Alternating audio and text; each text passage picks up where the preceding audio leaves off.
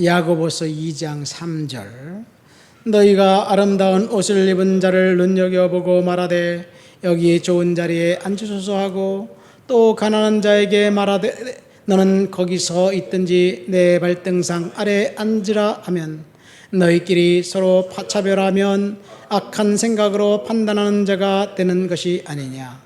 내 사랑하는 형제들아 들을지어다. 하나님이 세상에서 가난한 자를 택하사 믿음에 부유하게 하시고 또 자기를 사랑하는 자들에게 약속하신 나라를 상속으로 받게 하지 아니하셨느냐. 너희는 도리어 가난한 자를 업신여겼도다. 부자는 너희를 억압하며 법정으로 끌고 가지 아니하느냐. 아멘. 차별하지 말라는 말씀을 직설적으로 노골적으로 야고보 선생님을 통해서 우리에게 하고 있습니다. 우리가 읽은 말씀은 야고보서입니다. 야고보는 행위를 강조하지요. 사도 바울이 쓴 바울 서신서는 믿음을 강조하기 때문에 특별히 로마서의 내용을 보완하기 위해서 너무 믿음만 강조하니까 야고보가, 여기서 말하는 야고보는 예수님의 동생입니다. 신약 성경에 야고보가 4명이 나와요.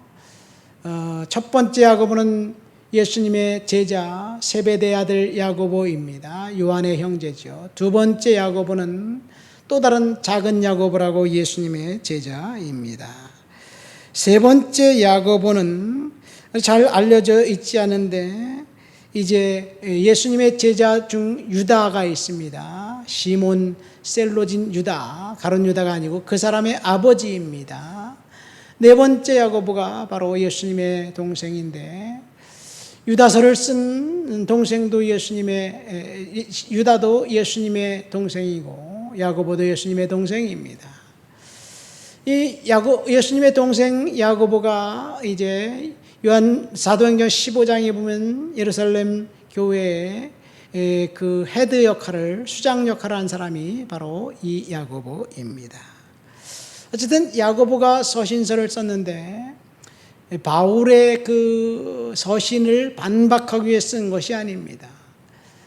보완하기 위해 쓴 것도 아닙니다. 왜냐하면 야고보서가 신약성경 서신서들 중에 가장 먼저 쓰여진 서신이에요.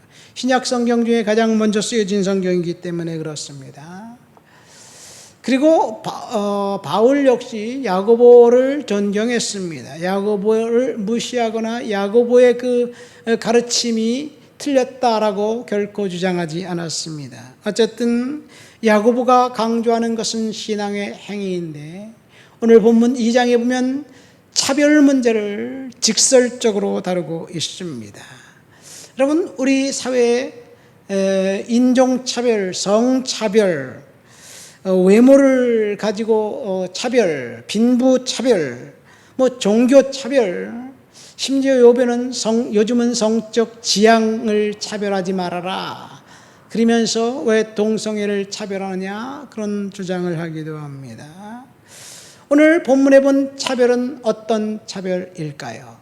우리가 3절부터 읽었지만 2절에 보면 금가락지를 끼고 아름다운 옷을 입고 교회에 찾아온 사람이 있습니다. 그리고 남루하고 허름한 옷을 입고 찾아온 가난한 사람이 있었습니다. 사람들이 화려한 옷, 금가락지를 끼고 아름다운 옷을 입고 찾아온 사람들을 선대하고 그리고 안내하고 그리고 존중하지만 그 노숙자처럼 허름한 옷을 입고 찾아온 사람은 무시하고 냉대하고 아무도 관심을 갖지 않는다는 것을 이야기합니다. 단지 야고보가 비유로 이야기했을까요?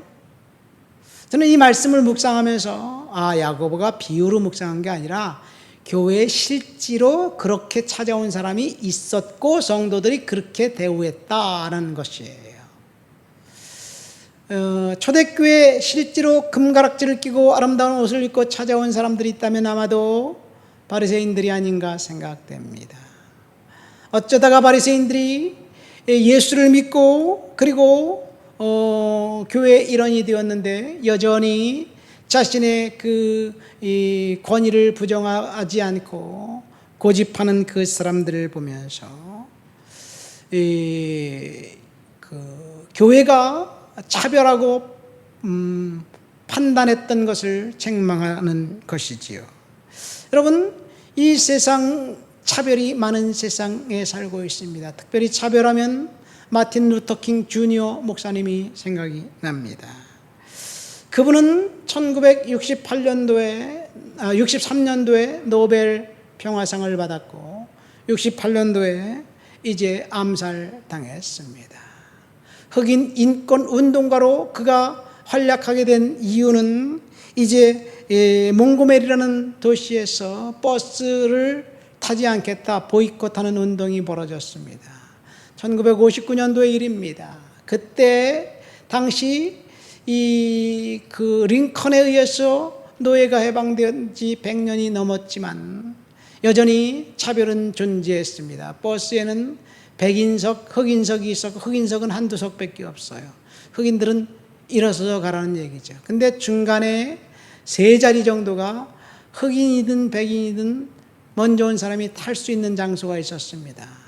근데 로저 파크스라는 여성이 이제 일을 하고 피곤한 몸을 이끌고 버스를 탔는데 마침 흑인 앉아도 되고 백인이 앉아도 되는 좌석에 앉았어요. 버스가 여러 정거장을 지나면서 사람들이 많이 탔습니다. 백인들이 타는데 갑자기 운전기사가 흑인, 백인이 같이 앉은 자리에 앉은 흑인들을 향해서 백인들에게 자리를 양보하라고 강요를 합니다. 그래서 로저 파크스는 끝까지 내주지 않았어요. 결국 그 운전기사에 의해서 경찰에 고발되고 연행되어 감옥에 갔습니다. 그 일로 이제 버스를 안 타는 보이콧 운동이 11개월 동안 있었습니다. 이 운동을 이제 비폭력 무저항으로 리더하면서 마틴 루터 킹 주니어 목사님이 이제 전면에 리더십에 나갑니다. 많은 사람들이 그를 도왔습니다. 그 인종차별을 거부하는 백인들이 솔선수범해서 카풀을 이용하기도 하고 말을 타고 나오고 마차가 나오고 어쨌든 그런 일이 있으면서 마틴 루터 킹 주니어 목사님이 어느 이런 연설을 했습니다. 1963년 8월 28일 노예 해방 100주년을 맞이해서 이제 평화행진에서 루터 킹 목사가 이런 연설을 했어요. I have a dream 이런 연설입니다. 그중 일부를 제가 읽어드릴게요. 나는 언젠가 피에 물든 조지아 언덕에서 옛적 노예 아들과 옛적 노예 소유주의 아들들이 형제에 넘치는 밥상에 함께 앉을 수 있는 있을 것이라는 꿈을 지니고 있습니다. 나는 언젠가는 억압과 불의의 열기로 시달리고 있는 미시피주마저도 정의와 자유의 오아시스로 변모할 것이라는 꿈을 지니고 있습니다. 나는 언젠간 나의 4명의 어린 자녀들이 그들의 피부 색깔에 의해 판단받지 않고 그들의 인격에 따라 판단받을 나라에서 살게 될 것을 꿈을 꾸고 있습니다. I have a dream 이라는 연설입니다. 내 어린 내 아이들이 피부 색깔이 아니라 머릿속에 든 지식으로 판결받는 꿈을 꾼다는 것. 이 루터 킹 목사님이 그 비폭력 운동을 주장했기 때문에 많은 흑인 사이에서도 비난을 받았고 반대에 부딪혔습니다. 백인 주리석 세력으로부터 소외를 당했습니다. 결국 13년 동안 온갖 고초를 겪으면서 그는 암살당해 죽습니다. 그때까지만 해도 흑인들은 자유는 있었지만 여전히 인권이 없는 그런 세상이었습니다. 오늘날 미국의 흑인 농구 스타들을 보세요. 대부분이 다 흑인입니다. 루터 킹 목사님이 돌아가신 지 40년이 지나고 난 다음에 흑인 버락 오바마가 대통령에 당선됩니다. 버락 오바마가 진짜 이름이 뭔지 아세요? 버락 후세인 오바마 주니어예요. 후세인이에요. 그것도 무슬림 후손이 흑인이 이 대통령이 된 것은 차별을 넘어서 꿈을 꾸고 있었던 한 사람의 꿈에서 시작됩니다. 본문으로 돌아가 볼까요? 겉모습을 보고 사람들을 차별하지 말라는 그 말씀, 여러분 이왕이면 다홍치 마라는 말이 있잖아요. 우리는 겉모습을 보고 사람을 차별하고 판단하고 평가하는 것이 자연스러워요. 차별하는 것은 아니다. 겉모습을 보고 사람들을 평가하고 호감을 가는 것은 자연스럽습니다. 멋진 남성과 만나서 대화하고 싶습니까? 아니면 어글리한 사람을 만나서 대화하고 싶습니까?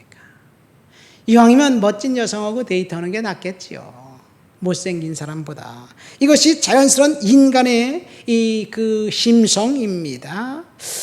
그래서 미국에 보면 이 맥스웰 목사님이 The Winning Attitude라는 책에 보면, 내가 읽은 최근 경제 잡지에는 육체적 매력이 수입을 결정한다는 기사가 나왔다는 것을 소개합니다. 키가 185cm인 사람과 170cm인 사람의 봉급이 다르대요. 실제로 잘생긴 사람, 키 큰 사람, 멋있는 사람이 못생긴 사람, 키 작은 사람과 경쟁해서 누가 선거하면 당선될까요? 멋있는 사람이, 잘생긴 사람이 선거에서 100% 당선되게 돼 있어요. 키 작고 못생긴 사람은 당선되지 못합니다. 외모지상주의가 그래서 생겼는지 모르겠어요. 과거에는 그렇지 않았지만 요즘은 더 심해진 것 같습니다. 그래서 교통사고가 나도 어떤 사람은 얼굴만 예쁘면 내가 용서해 줄 텐데 농담으로 그런 말을 합니다. 과거는 용서해도 못생긴 건 용서 못해, 이런 말도 하기도 합니다.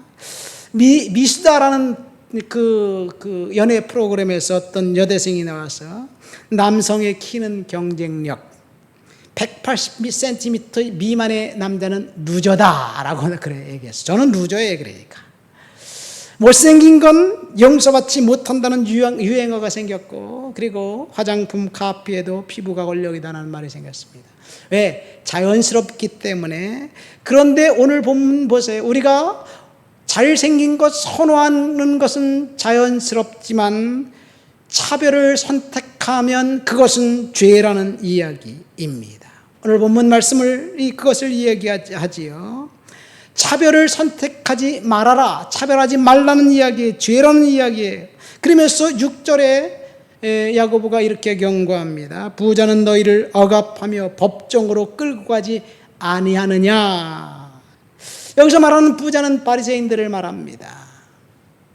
예수님이 바리새인들을 향해서 그들은 과부의 가산을 삼키며 외식으로 길게 기도하는 자다라고 이야기합니다. 책망했습니다. 바리새인들은 율법에 정통한 사람들이었습니다. 율법으로, 이제 법적인 지식으로, 성경 지식으로 과부의 재산을 삼켰고, 그리고 남의 것을 늑탈했습니다. 이것은 법적인 지식을 갖고 있었던 사람들의 행태입니다. 그래서 예수님이 독사의 자식들아 화 있을진저 회칠한 무덤 같은 자들아, 바리새인들을 향해서 책망했습니다. 바리새인들은 거룩한 옷을 입고 이제 거룩하게 보이면서 다른 사람을 늑탈합니다. 그런데 사람들은 그의 말과 행위와 얼굴을 보고 멋있게 차려입은 옷을 보고 호감을 느낍니다. 말씀을 맺습니다. 오늘 본문을 통해서 야고보 선생을 통해서 차별하지 말라는 이야기를 라는 제목으로 설교를 들었습니다. 옷 겉모습을 보고 차별하지 말아라. 하나님이 보시는 것은 겉모습이 아니라, 외모가 아니라 사람의 중심이다라고 직접적으로 말씀하셨어요. 그러니까 우리가 보는 것은 겉모습을 보고 사람을 평가하지만 하나님은 겉모습이 아니라 중심을 본다라고 말씀하셨어요. 그러면서 부자가 가난한 자를 늑탈하고 약탈하고 빼앗지 않느냐. 사실 권력이 있는 사람들이 가난한 사람들을 빼앗지, 권력이 없는 사람들은 자기 살기도 바빠서 남의 것을 빼앗을 일이 없어요. 피해도 안 끼칩니다. 그러나 그런 피해를 끼칠 그 사람들을 보면서 호감을 갖지 말고 사람의 이 인격을 보고 영혼을 보라는 주님의 말씀. 오늘 우리들에게 주신 하나님의 말씀입니다. 하나님 아버지 감사합니다. 차별하지 말라는 주님의 말씀을 경청하면서 은혜 가운데 살아가도록 도와주시옵소서. 예수님의 이름으로 기도합니다. 아멘.